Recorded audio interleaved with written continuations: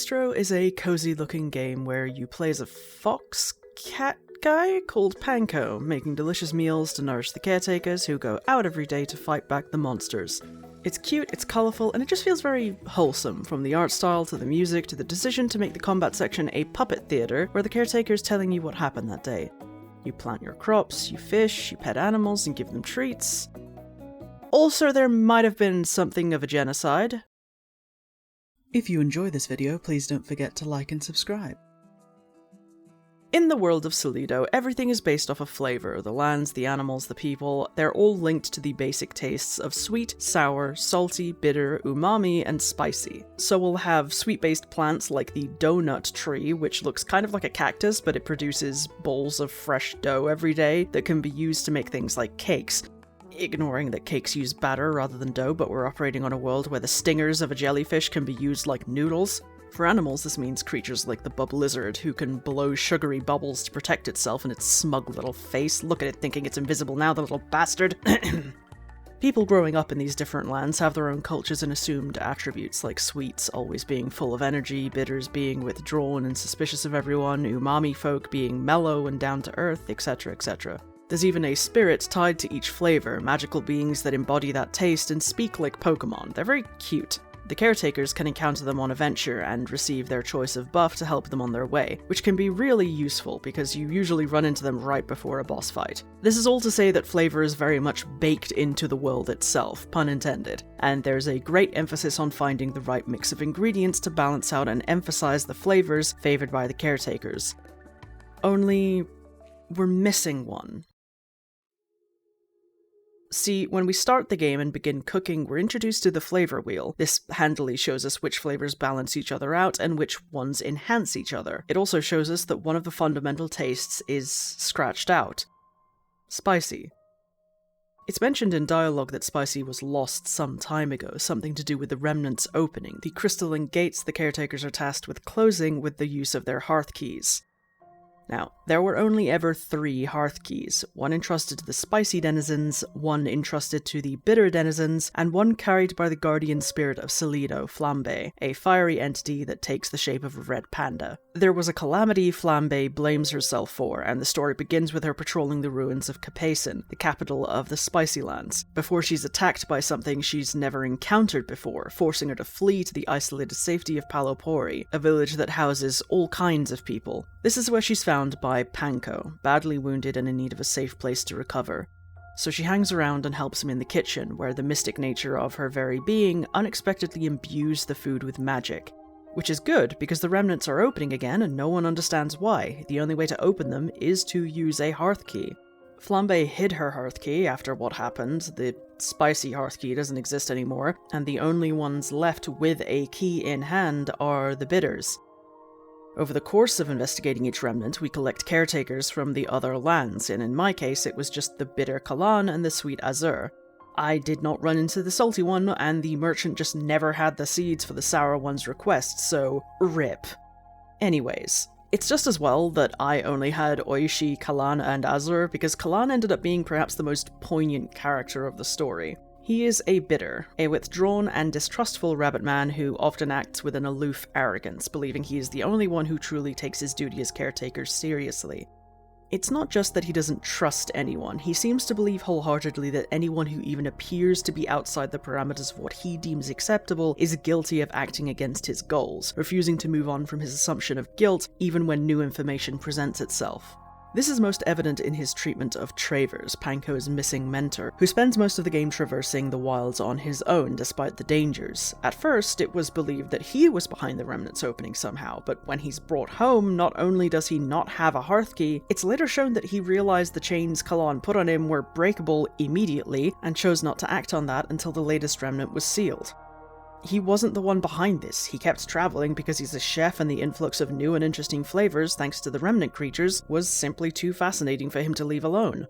But Kalan's culture is one of deep shame and suspicion, where friendship is often transactional and difficult to navigate sincerely. No one in bitter society really trusts each other, to the point where their hearth key was kept locked away from the public as a matter of safety, even though they were entrusted with it. The only reason it was given to Kalan was because of the remnants reopening. Kalan obviously takes his job very seriously, professing a great respect for the flavor spirits and a need to protect them, believing the weight of the world's safety is his alone to carry, not because he seeks glory or recognition, but because it isn't right that anyone else carry that weight. For him, this isn't about being a hero. He isn't here to be rewarded or even praised. He's here to make up for the past.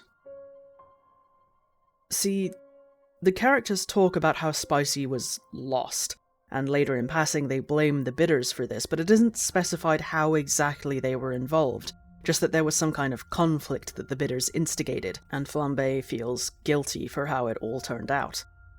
As we progress to each newly opened remnant, we begin to encounter spicy creatures again, which brings the flavor back into rotation, but we have yet to encounter the spirit at the heart of it, so these creatures are anomalies for now, vestigial at best.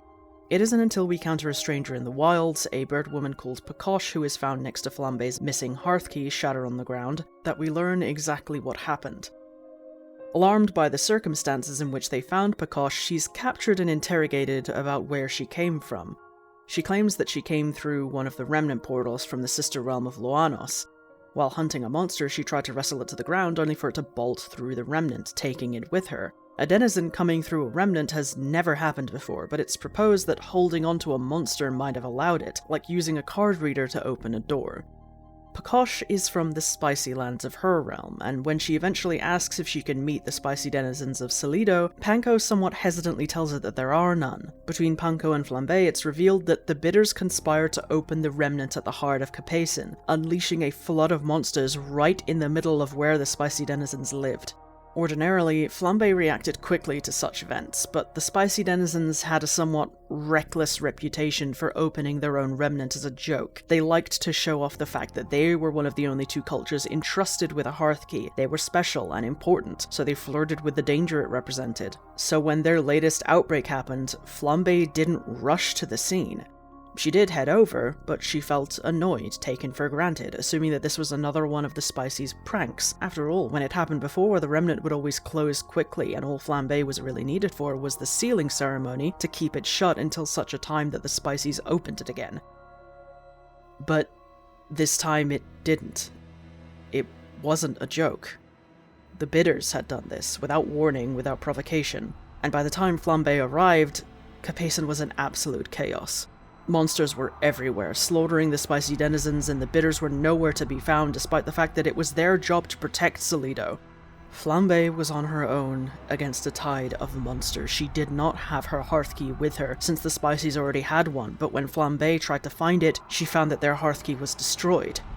That meant only hers and the bitters was left, and there was no time to hunt them down.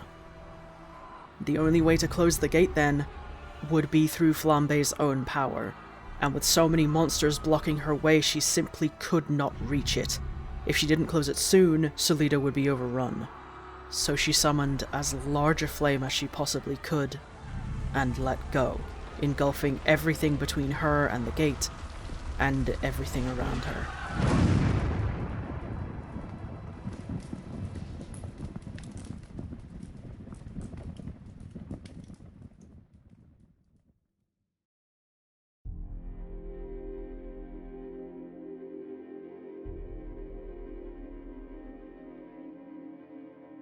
Pokosh isn't from Loanos. She's the sole survivor of Capasin. All this time, she spent alone in the ruins of her home, a graveyard of all that her people once were, and she is angry. Angry at Flambe for seemingly ignoring her whenever she called out from below, angry at the bitters for causing this to begin with, angry at the world for allowing it to happen. She found Flambe's hidden hearth key. She opened the remnants. And one morning she breaks free of her chains and takes Kalan's key, the last one left. Kalan insists on being the one to fix this, and there's a tangible weight to his confrontation with Pokosh as a representation of the people who caused her pain. He wasn't the one who did this. He grew up in the aftermath of it, the shadow that fell over the bitters for their actions as the world immediately became wary of them, the shame that permeated their culture as a result had made them so unable to trust each other that they barely trust themselves. They didn't even try to rebuild Capasin because they couldn't face what they'd done.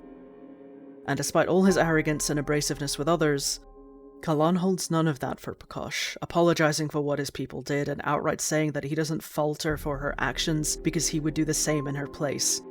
But he can't let her make the rest of Salido pay for his people's crime, not when there are still spirits left in the world. After the battle, when Pokosh is defeated for good, Kalan refuses to deal a killing blow, stating that he is supposed to protect all people and spirits of Salido, and Pokosh is the most important denizen to protect. It's here that we see the recently returned Spirit of Spice approach Pokosh, living proof that some semblance of healing can still take place, something Kalan attributes to Pokosh. And with that, the Hearthkey is returned, and everyone comes back to Palopori without closing the Capasin remnant, since opening it has allowed spicy creatures from Luanos to start repopulating the area. The plan is for Pokosh and Flambe to keep things managed and eventually restore the health of the region by helping those creatures adapt to their new home. It won't be the same as before, but it will flourish eventually with help and support from everyone we've met through this journey. And maybe Pokosh can make a new home, one like Palopori, a mix of people from all corners of the world. So yeah, a surprisingly dark background to what is otherwise a pretty wholesome game, and I like how it handles the confrontation at the end between Pokosh and Kalan, because he does not want to kill her. He wants to be the protector his people were supposed to be. He wants to right what was wronged, even if he didn't personally do it. And he does it by helping Pokosh rebuild and making sure that she can rebuild and doesn't go out in a fiery blaze, because that's where her pain and grief has led her. It also just made me smile that the game ends on Oishi giving Pokosh a big bear hug, because she probably hasn't felt that kind of affection in a very long time, and we all need a good lung-squeezing hug now and then.